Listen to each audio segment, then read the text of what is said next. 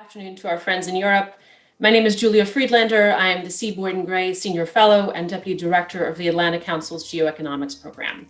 It is my pleasure today to launch an initial conversation after the US elections on transatlantic sanctions coordination, one of the hottest button issues that we have in our foreign policy, especially in light of the events of the last administration.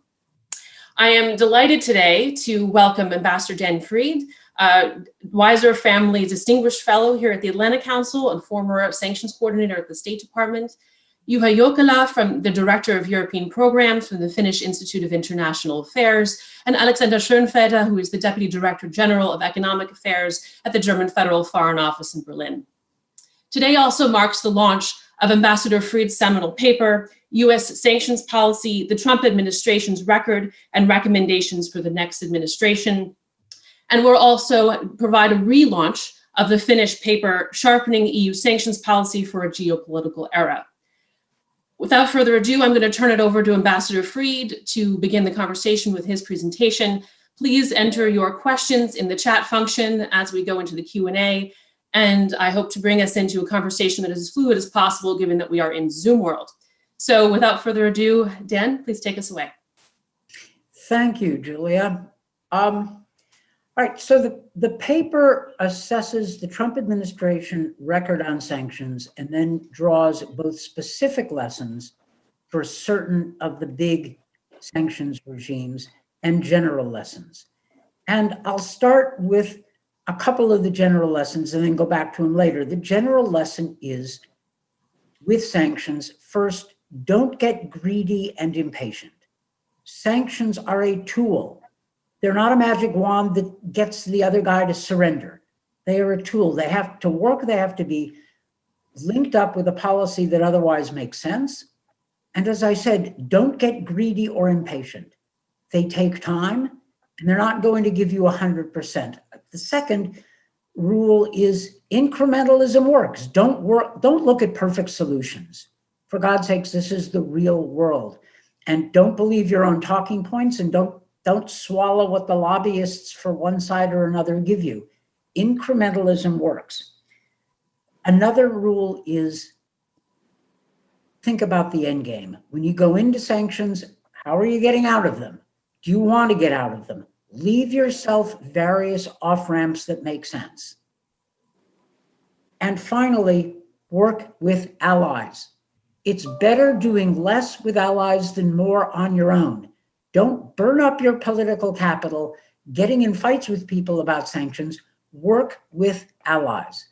I was the chief negotiator with European governments and the European Union about the Russia sanctions program, and those negotiations worked. The Europeans kept their word.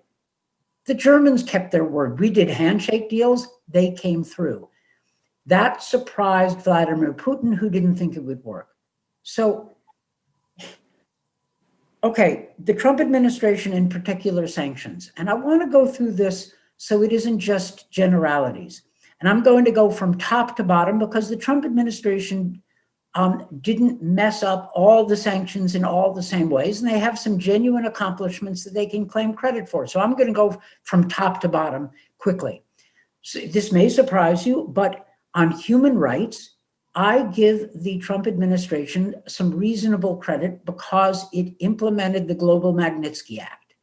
And it even did so with less hesitation than the Obama administration, which didn't really like Global Magnitsky and opposed it. The Trump people, and this is thanks to Sigal Mandelker, the Undersecretary of Treasury who was in charge of sanctions, believed in using sanctions for human rights purposes. Yeah, they could have been better about Russia sanctions and tougher on Saudi sanctions, but they did a lot to use GloMag to go after various bad actors around the world.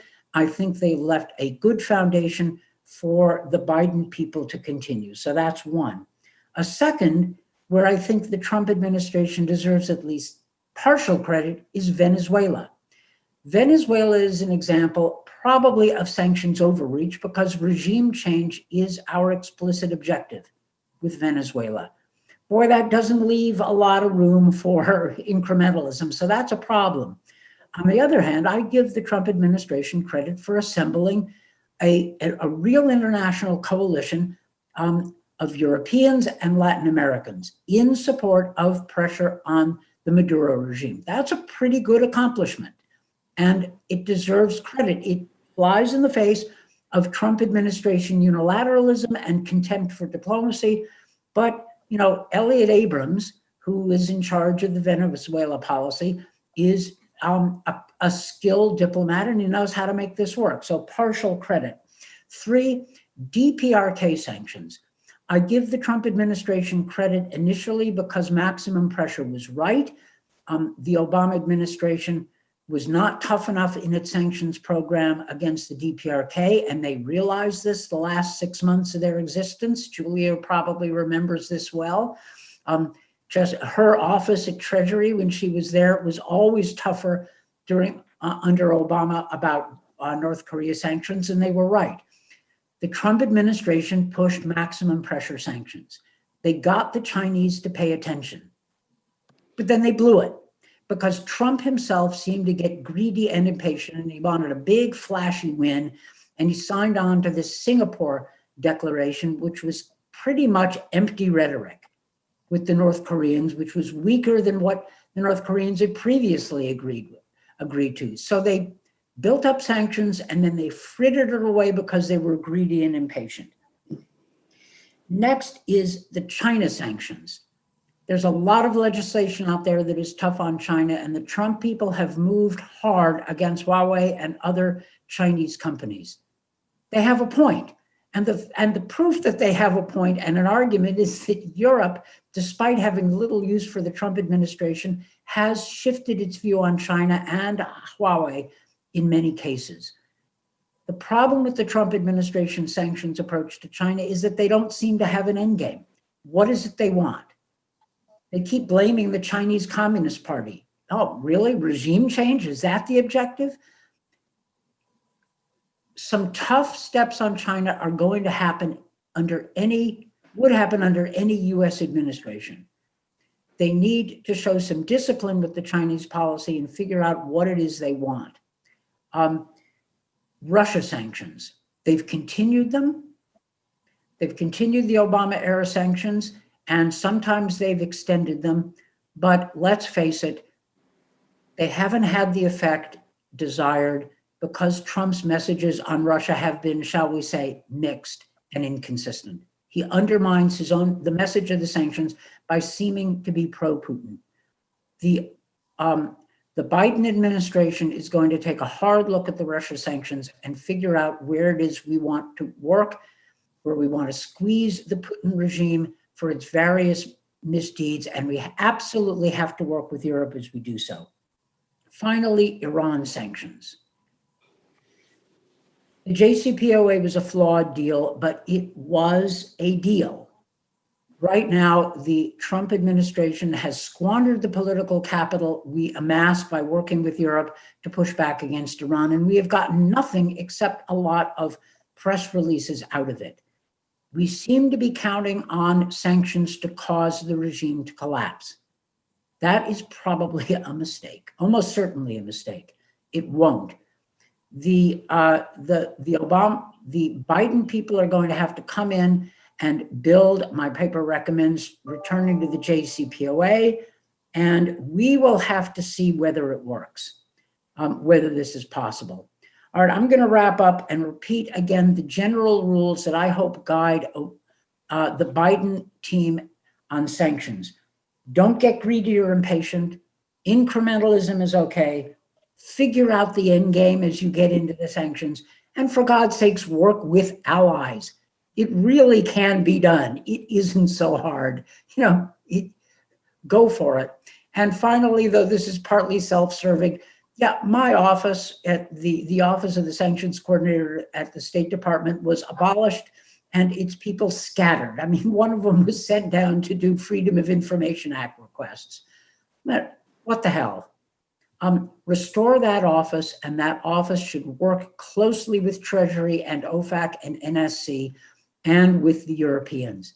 It's not so hard if you try. Anyway, Julia, that is a brief race through the paper. and it was written with the help of the ACE sanctions team at the Atlantic Council. And I'm grateful to all of them. David Mortlock, Brian O'Toole, Andrei Michalescu, and you, Julia, for adding to the paper and fixing some of my mistakes. So I'm done. Thank you, Dan. Please claim the honor for the work, however. Juha, can I turn to you now? I'd love to hear you provide an overview, short presentation of the paper that you oversaw. Note for our American audience that this has been discussed at working levels in the European Union and provides a very comprehensive view of EU sanctions capabilities, shortcomings, and its interactions with the US system. So, Juha, your floor. Thank you very much, Julian, and also congratulations for Ambassador Fried for your excellent paper and also very insightful presentation. As Julia mentioned, my task is to bring in the EU as a sanctions center to this discussion, and I would like to make maybe 3 key observations given the rather limited time we have here. I think the first observation relates to the fact that within the last 10 years, we have witnessed a notable turn in EU sanctions policies towards harder, yet, however, very targeted economic sanctions. And this is a key development that we recognized in the report. And we also discussed quite a bit, that's my second observation, the kind of key challenges what the EU faces at the moment as a developing sanctions center. And I think most notably the challenge that the EU has faced relates to the more unpredictable US sanctions action, and also the subsequent, I would argue, lack of transatlantic coordination. And this is exactly what Daniel addressed in his opening remarks. And then, of course, there is the withdrawal of the most prominent and active member state in EU sanctions policy, namely the UK, from the EU. And that's also a notable challenge to the EU's sanctions preparations and decision-making. My final point relates to the EU and its member states' actions to address these challenges. And I think this would provide a kind of a useful context for the discussion of the way forward for also transatlantic sanctions policy. So I think there is quite a bit to be said about these harder and targeted economic sanctions of the EU in recent years. Of course, the Iran is the case in place. And this is also very important because it was a very high-level diplomatic project actually led by the EU's High Representative Catherine Ashton, and then later on Federica Mogherini. And of course, this proved for the EU that the sanctions really work when they are combined with a political process and also shared objectives, shared foreign policy objectives among the key actors like the US and the EU in this case. The second case, what was already addressed here, is of course the Russia sanctions because of the Ukraine crisis, and our argument in the report is that this is truly a kind of a qualitative leap forward in EU sanctions policy. This is because perhaps the first time in history the EU imposed tough economic sanctions against its neighboring major power and very close trading partner. Again, these sanctions decisions and regimes was coordinated with the US, and it also included this broader diplomatic efforts within the Normandy format, which resulted to the Minsk agreement. And what is important here is, I think, also that the sanctions have been upheld now for more than 6 years, as the Minsk agreement has not been implemented as it should have been. My second point, which concerns the challenges of the EU sanctions policies, I think they were very obvious already when I heard Daniel Fried's presentation. And this is the close coordination with the US and the turn towards more unpredictable pathways in EU sanctions policy, including the kind of the executive office, but also, of course, the actions in sanctions stemming from the Congress. And I think this has really put EU in a kind of a novel and difficult place in terms of its sanctions policy. and because of the implications of the secondary sanctions, and here in Europe we have also witnessed the debate sliding into a more sort of EU's possibilities to shield itself against the actions of other sanction centers. This is something what the EU might think that in the future is a kind of a more likely scenario also in terms of other major economic powers in the world. And of course, the UK exit, this is something which we cannot underestimate the implications of it. And this is, of course, because of the UK's powerful position as a member state, the member of the big three within the EU foreign policy machinery, and also its technical skills, including its intelligence assets when it comes to the sanctions listings. And I think what is important to note is that the ongoing negotiations over the EU-UK future relations, they do not cover at the moment foreign and security cooperation in an institutional framework. So coordination could continue through informal coordination, but not in the UK's aspiration through institutional arrangement. And this leads to my final point on the kind of the potential EU action to strengthen its sanctions policy. And I'm very much looking forward also Alexander's comments on this. I think the first argument in our paper and report is that the first of all, the member states should aim to replace the UK's position in the EU sanctions system, and this means providing political steering and consensus building on EU sanctions policy. This is of course something where the transatlantic coordination can also contribute, but within the EU system there needs to be political leadership as well. And while there are many eyes looking towards Berlin and Paris, we also see a role for smaller member states and groups of member states within the EU to do that, to provide steering, political steering on certain sanctions portfolios.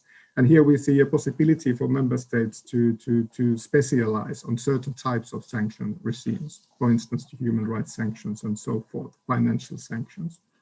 And second, we argue that the EU should urgently strengthen its technical capabilities to set up sanctions regimes.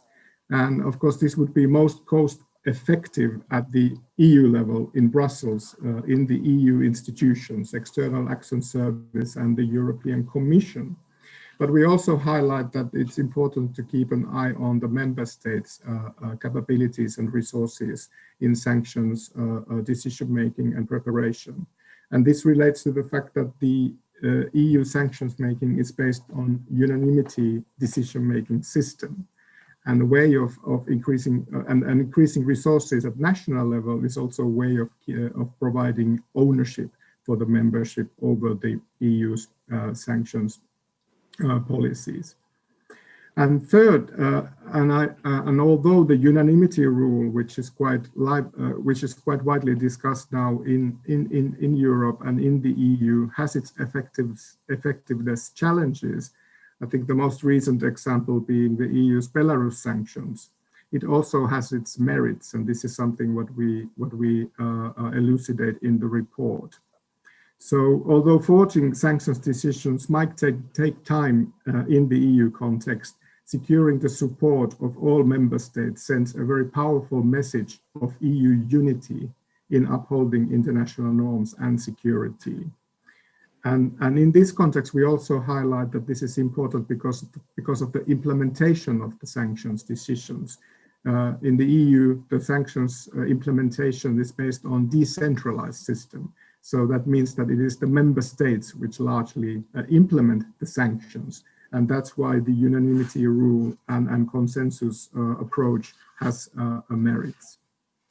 And finally, why I would say that the incoming US administration might actually provide a more conducive environment for EU to address these challenges as a sanctions sender.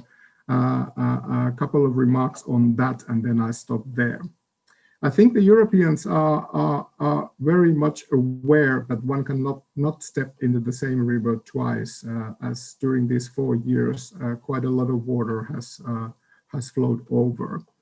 But I think they also recognize the prospects of increasing transatlantic collaboration, and this relates in setting up key foreign policy objectives in general, and also to uphold international norms and security, I would say in particular. And this means that in light of these past experiences of successful sanctions coordination between the EU and the US, the EU and its member states realized that they need to be ready to be able to use the sanctions tool as effectively as during the past decade, if deemed necessarily in the future, and in close coordination also with the US.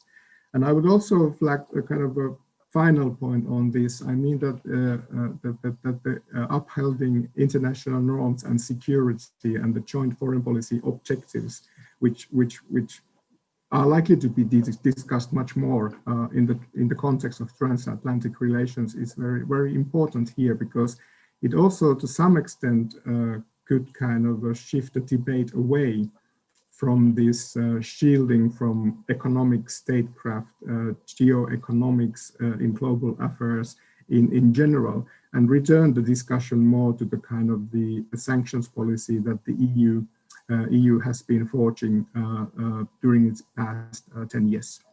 I'll stop here now and pass the floor for Alexander. Thank you very much, Julia. Welcome, thank you. Just a reminder to everyone, please put any questions you have in the chat, and we'll come to you as we go. I'd like to turn now to Alex. What do you make of this? What makes sense to you? What doesn't? And I'd very much appreciate sort of your personal perspective on where things stand in Berlin right now. Well, thank you very much, Julia, for that introduction, and thank you, Dan and Juha, for your very valuable insights into the sanctions world that we live in. I'd like to first of all comment on Dan's paper. I think it's a great paper. I think it's really, really good, and we appreciate specifically the spirit of cooperation, which is, in my view, the main idea of this report. I think it is high time to jointly reassess the foreign policy tool of economic sanctions, and I think Dan's paper is a great basis for that. And I fully agree that sanctions are a tool, and not more, not less. And in no way can sanctions be a substitute for a broader, comprehensive foreign policy strategy.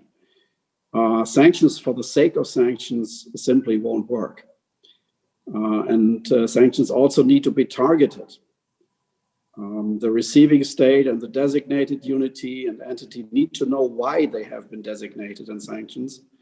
And they need to know what to do to get rid of the sanctions, to get delisted or to get out of it.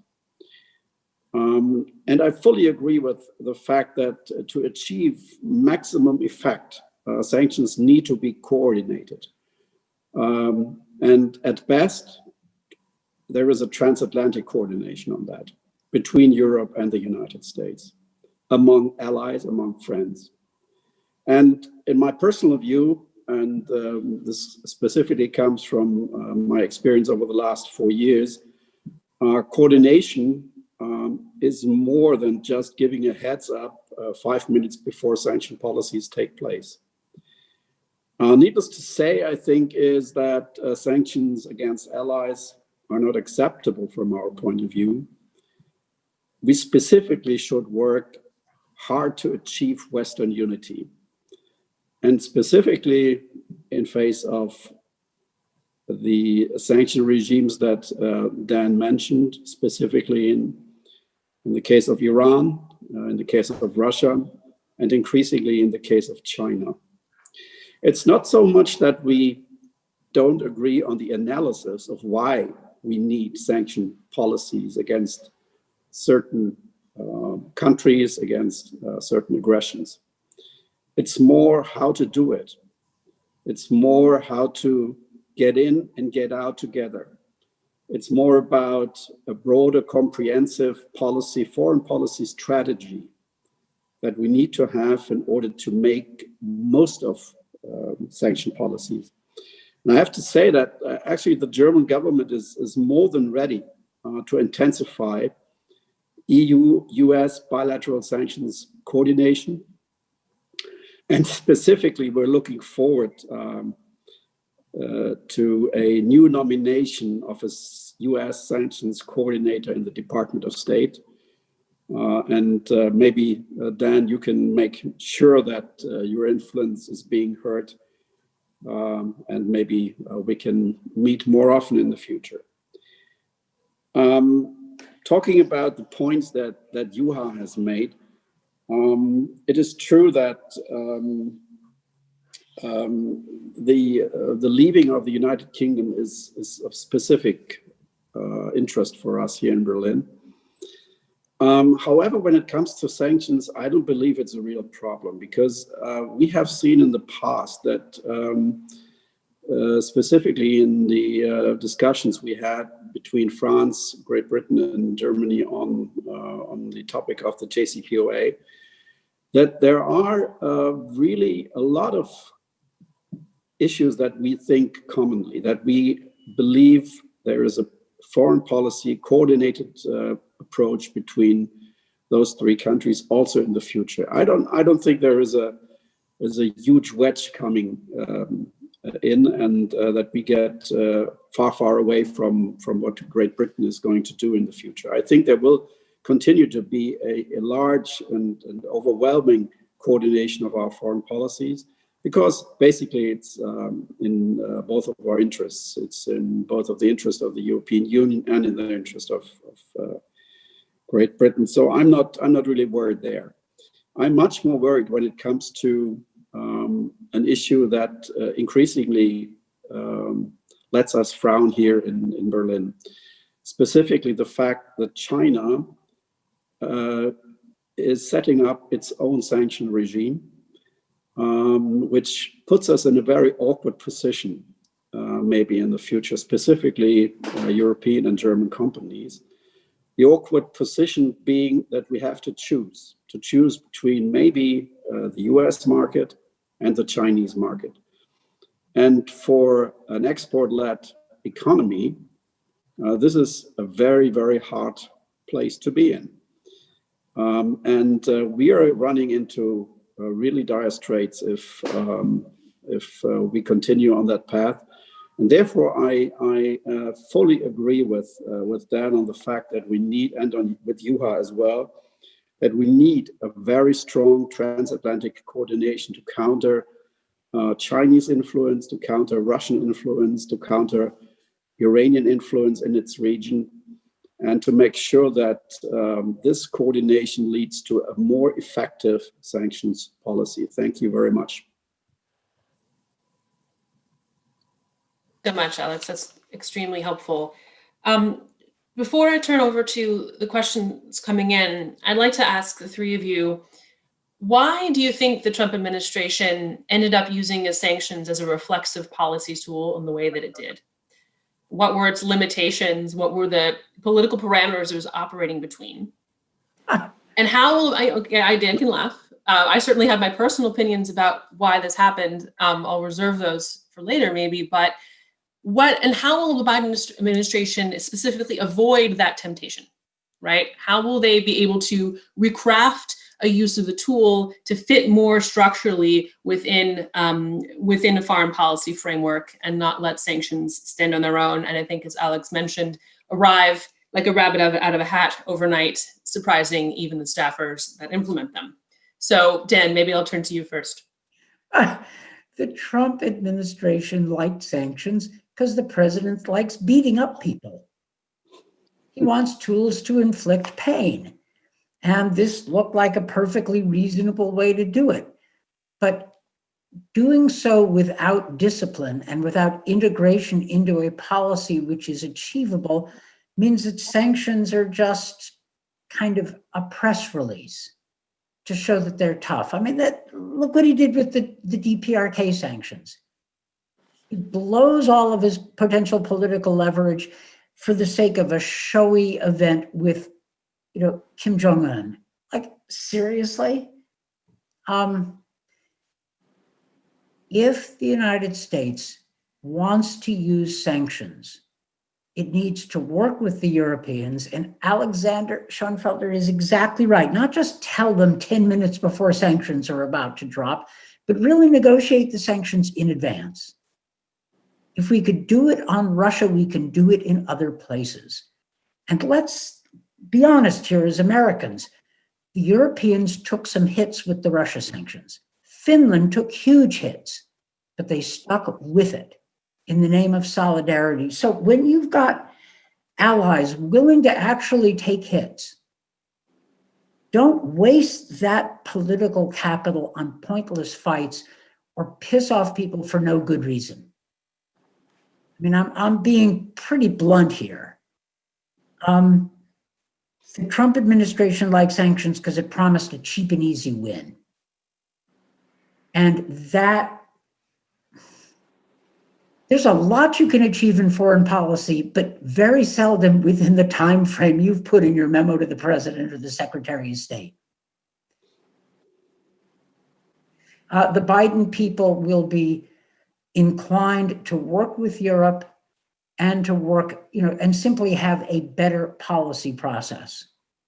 And if Europe can, as you have suggested, if Europe increases the sanctions, its sanctions capacity, and the European chief stakeholders put their backs into it, the United States is going to have a willing and eager partner. We can do this. We can do this.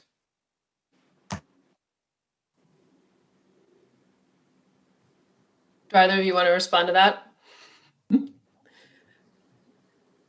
Yes, maybe very briefly. I agree with the analysis to a great extent, and of course I can only speak from the sort of how the situation had looked like here when we look it from the Europe and also from Finland.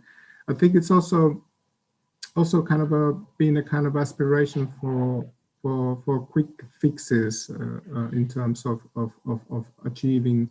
And also speaking for domestic audiences, kind of highlighting the U.S. economic statecraft and power, and kind of proving for the domestic audiences that the president is working strongly and decisively on certain issues. But I have to say that it's really kind of has been a bustle for us foreign policy wonks. Where are the kind of the objectives of these policies? When they come very quickly as a response to certain international events. I think in the case of Turkey, for instance, the threats to use economic power to a maximum effect. Where is the kind of the bigger picture of what the US wants to achieve? And of course, in this discussion, to some extent, the kind of the America first and the increase in global competition, in general, the big discussion about the rivalry between US and China, which was also referred by Alexander, that kind of comes with the element that to what extent things will change during the Biden administration, or what might be carried forward during the Biden administration as well. But what I try to highlight in my presentation, that I see that there are real chances to return to this common objective setting on a major questions, whether they are sort of the big economic questions, or when we look at the EU sanctions policy and its history, as in particular in terms of the international norms and security. That's where the EU has employed sanctions. And I think this provides the possibilities to work together and build this trust and understanding.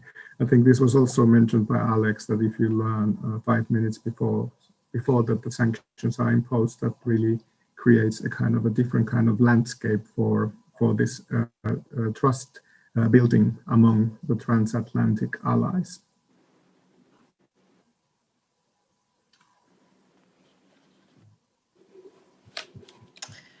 I did want to highlight that because from my own experience, it really was about gold leaf and the needing to deliver a president a quick win on an often intractable problem. So just coming back to what Dan said, patience is key. I'm going to turn two questions to Dan coming in from the audience. The first is from Valeria Yegisman. Sorry if I'm mispronouncing your name, from the Voice of America. Do you expect the Biden administration would impose sanctions on Russia to respond to the poisoning of Alexei Navalny and the situation in Belarus? Yes and yes. The Trump administration is preparing sanctions in response to the Navalny poisoning. They are slow. It's too slow. Europe has gotten ahead of us, and we should have worked with Europeans to act in the same around the same time. And they can use, this is a good case could be made for using Global Magnitsky Act for that. And for Belarus, Trump administration has done some. The Lukashenko regime in Belarus is increasing the pressure. There is more violence. There have been deaths. The Biden team is going to have to look hard at the options and work with the Europeans, for God's sakes. Come up with a joint strategy. Sanctions against individuals, consider sanctions against the Russians enablers of Lukashenko. We have to think this through. And then an even tougher question is, at what point do you consider broader sectoral sanctions on pieces of the Belarusian economy if you can separate, if you can do so in a way that doesn't hurt people? That's a question, not a recommendation. And the Biden people are going to be looking hard at that, and do it with Europe. There's consensus in Europe to move. Opportunity is there. Seize it. Do it.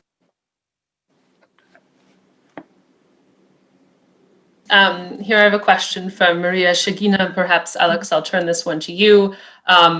Maybe building off of what you have referred to as being a sanctions sender. Referring to the global human rights sanctions regime that's set to come into order. What is the scope of cooperation between the U.S. and the EU on these issues, given that the EU regime is not set to target corruption, and that is something specific, a very specific line item in the Global Magnitsky legislation? Well, corruption is not everything, and I fully agree with Dan. Actually, my door stands open. I mean, for every Biden delegation coming in here, I'm more than happy to discuss all those issues with the upcoming U.S. administration. We might be ahead in the Belarus campaign, but to be honest, the U.S. can create a lot of economic pressure, and the world has seen that from many maximum pressure campaigns. And without diplomatic efforts in coordination with allies, this pressure will not contribute to broader foreign policy goals. And that's exactly what we have to do here. We have to work together to make sure that we reach our foreign policy goals. And actually, to be honest, we are ready for more U.S. leadership in that as well. I mean, again, we have seen that in the past, and we agree in large part on the analysis. We have not agreed with the Trump administration's approach to that. To make America great again is a good thing, but America first all the time is probably not a good thing. So there are many issues that we have to discuss, not only in the sanctions front, there are many others. And I would like to make one more point here. In his paper, Dennis actually mentioned the U.S. Congress a lot. And I mean, the U.S. Congress often is the driving force with regard to sanctions. So it's not only the U.S. administration or the old or the new one. We have to make sure that parliamentary action is in line with broader foreign policy goals. I think this is very, very important. And specifically, the German Bundestag also gets more and more interested in this topic. And I was on a hearing a few months ago where people asked me, well, what do you do in the sanctions field? And they actually didn't ask me about what do we do against Russia, what do we do against Iran, they were asking how do we make sure that the extraterritorial effects of US sanctions don't hurt German economy. I think this is something that we really have to make sure that the US Congress is in line with the broader foreign policy goals of the new administration. I think this is very important. Thank you.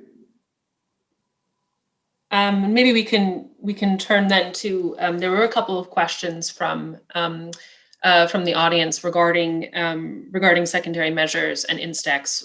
One from two different angles. So maybe Dan, if I can start with you and get your impression on whether those defensive mechanisms that are currently under discussion in EU circles will be necessary under the Biden administration. Again, Alex has explained the executive legislative dichotomy for us. And then Juha, I'd like you to weigh on as well about the true implications and whether these measures will be successful or not. There's a bit of a cottage industry of people who think that the problems with the Trump administration use of sanctions, its abuse of sanctions, will lead to measures to work around the US dollar, and INSTEX was cited as an example, and it didn't work out that way. It's, the ruble, the renminbi are not going to be alternatives to the dollar. Cryptocurrency is not going to be an alternative to the dollar, not in the short run. That is not one of the near-term or serious problems with sanctions. That is the collapse of the financial system with the enormous US role in it. That's unlikely to happen. But the Trump administration makes a mistake that it concludes that therefore it needn't pay any attention to Europe. That's just crazy. The purpose of sanctions is, and this is what Alexander was saying, is to achieve something in the world. And you can achieve it better if you're working with Europe. And then when you've got the US and Europe working together, you are much more likely to get all the other centers of economic and financial power in the world lined up with you. Okay, that's what's going to happen, or is more likely to happen if we're working together. With respect to the Congress, look, the Biden administration is going to have a lot of influence with the House of Representatives. It's in the hands of the Democrats. We'll see about the Senate. Sanctions legislation. I'm an executive branch guy by 40 years of experience. I'm not big on congressional legislation. Sometimes the Congress has stepped in and it's been important, like, for example, to prevent Trump from unilaterally rescinding the Russia sanctions, which he otherwise might have done in 2017. So CATSA, the Russia sanctions bill, is, it's got lots of flaws, but I was basically for it for that reason. I'm not sure what is going to happen with the two major Russia sanctions bills now in Congress, DASCA and Deter. It's not clear to me that how seriously Congress will push them. They're going to wait and see how the Biden administration behaves. My advice to the administration is to do what we were able to do on Russia sanctions, which was go and brief the Hill and let them know what you're up to, and they'll be less inclined to second guess you, at least the ones who are acting in good faith. The Congress didn't trust the Obama administration on Iran, and you got a lot of tough sanctions. But the Biden administration will have some window to get something done with Congress. I wouldn't be too worried about that. And with respect to secondary sanctions, if I've got little sympathy for some of the companies who've played games with respect to sanctions, including European sanctions. But generally, if the US is working with Europe, then the problem of secondary sanctions, so-called, doesn't arise as frequently because Europe and the US are working in parallel fashion. And so it becomes a much diminished problem.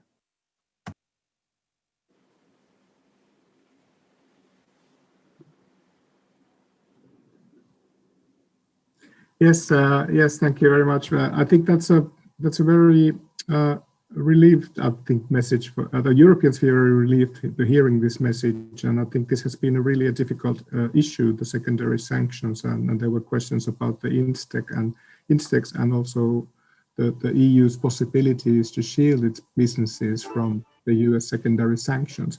And I think it is already important that there's been some action, there's been attempt to move to that way. But I think the kind of the general consensus on this issue is that it's very difficult, even for the EU as a major economic actor and its member states, to shield itself from the secondary sanctions of the US. And this is precisely because of the US privileged position in the global financial system and the role of the dollar. So I think that's my analysis of it. What I think is quite interesting in terms of EU's current debate related to the union's global role as well. I know that there has been a lot of discussion and sometimes misunderstandings as well when we discuss about the EU strategic autonomy, which is one of the big buzzwords of today's EU discussions. And to the best of my knowledge, the kind of the defense side of it, which relates then to the worries of the duplication in relation to NATO, are not sort of top questions at the moment. It's much more about the EU's capabilities for autonomous actions in general in foreign policy. And now under the COVID-19 pandemic, it's been quite a bit about also EU's economic resilience and kind of strategic autonomy in terms of supply chains and value chains in global economy. And there is, of course, the Franco-German plan to discuss about the competition policy and create these European champions. So this is very much kind of a link to that. But when it comes to the kind of the discussion on secondary sanctions, I think the kind of the and how it relates to this is that I think there is a sort of a shared understanding among the key players in the EU that the EU needs to build up its kind of economic role and tools. And this includes the external role of the euro, as well as the Commission's, European Commission's resources, especially the Director General of Financial Markets. In a way, what kind of tools the EU has in its position. And this is not only related to the US secondary sanctions, but more broadly to the more competitive global milieu, where the kind of the exercises of sanctions or other economic tools the EU might need to shield itself. And this is a kind of a discussion that we see not so much about, I would say, the secondary sanctions, which have proven very difficult to resist. And I think everybody here in Europe hopes that the Biden administration and with the Biden administration, this challenge will wither away, and the kind of the transatlantic coordination will make the secondary sanctions from US perspective unnecessary. Thank you. We've had a question from the audience about sanctions on the International Criminal Court. So I'd like to start, I know, cover your eyes. The question here is, what, and I'll sort of frame this in broader terms, what aspects of Trumpism sanctions policies are going to have to remain, and what are we going to be able to look to reform in the near future?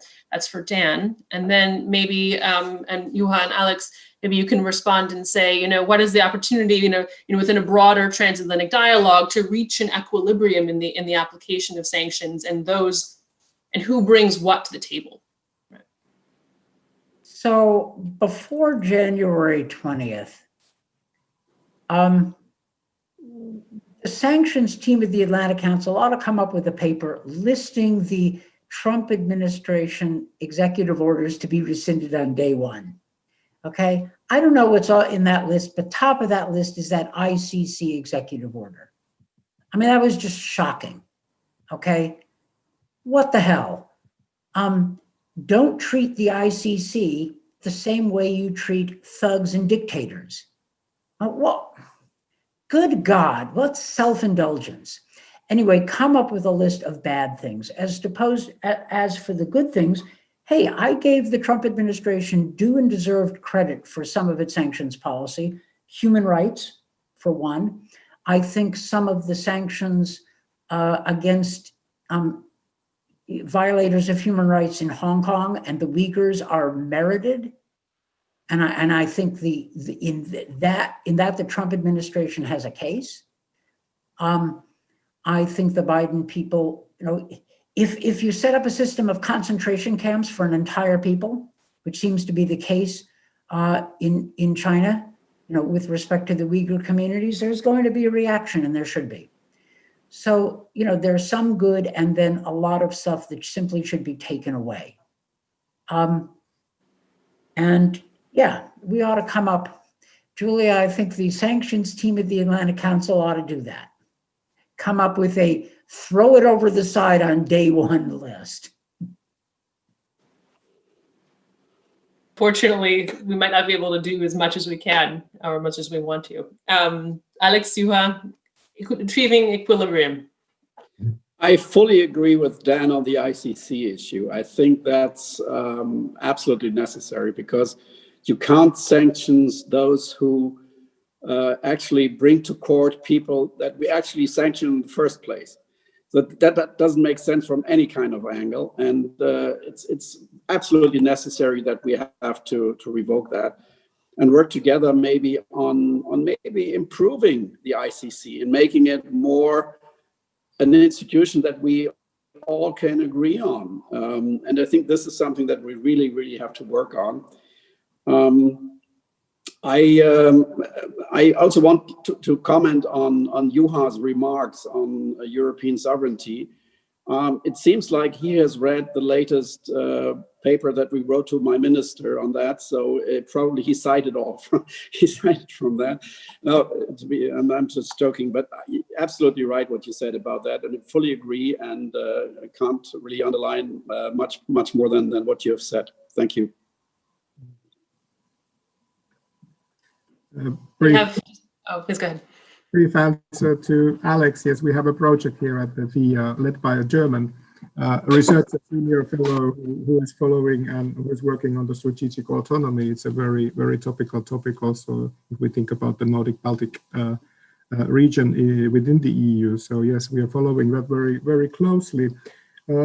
But also, Julia, you asked whether who brings what to the table, whether that kind of discussion should be launched. And I think this is also something in the chat box that my colleague from Finland, from the Foreign Ministry, Juha Jokela, highlighted. And he asked that whether there could be a kind of a sort of sanctions strategy stand by EU and US independently, which could kind of highlight the kind of the purpose of the sanctions policy and also what the actor can bring into the table. Of course, I think these kind of discussions would be very beneficial. They would also be very beneficial for the kind of forging the transatlantic collaboration and trust after this rocky 4 years of unpredictable sanctions action. So I think that would be a good way forward. And I would also like to mention that there is, of course, interesting development in terms of the Brexit, because in some fields of sanctions policy, the UK might be a quicker actor than EU in some portfolios. And I think the human rights sanctions were mentioned here. The UK has already the Magnitsky Act. And also, I think that in certain respects, the UK and its independent sanctions policy, which I believe also will be aligned with the EU to a great extent, might be actually a sort of set some benchmarks that the EU also has to address in its internal discussions of its sanctions policy. But with regard to the Brexit, I think there is also a very important element to that. Just getting back to that very quickly on the kind of the coordination among the E3, which used to be EU3. I think all the member states realized that is, of course, the key constellation for any major foreign policy decisions within the common foreign and security policy. But now when the situation changes, that the UK moves outside of the EU structures, it creates a little bit of a challenge in terms of that if this coordination will happen in the future related to the sanctions, but perhaps more generally also EU foreign policy, also outside of the EU structures, in a way that it is a collaboration among the main capitals. It's kind of recognized, but then of course there is the question how that links to the official EU foreign policy machinery. And this is of course important when we are operating in the system with the unanimity, and also when it comes to the implementation of sanctions decisions, but also other foreign policy decisions. So I think this is why in many member states, actually the institutional link between the UK and the EU in foreign policy, also including sanctions policy, is seen as very important. And we all know here that it is because of the UK that this is now discussed in the negotiations concerning the future relations. But perhaps if the deal is reached, there might be a possibility to upgrade that relationship also and include this kind of institutionalized collaboration features to that. Thank you. Thank you for that, Juha. And that was related to a question from our colleague Ian Bond in London. Unfortunately, we are out of time. We could go on for much longer discussing these issues, and I know that our audience probably, and I apologize to those of our audience that answered questions that I wasn't able to bring in directly, but I tried to weave all the themes together. I'd like to graciously thank Ambassador Fried, Juha Jokela, and Alexander Schoenfeder for an exciting conversation.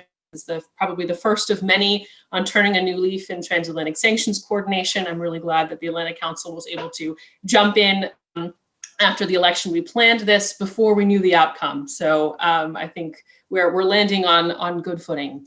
Thank you very much, and wish you all well. Bye-bye.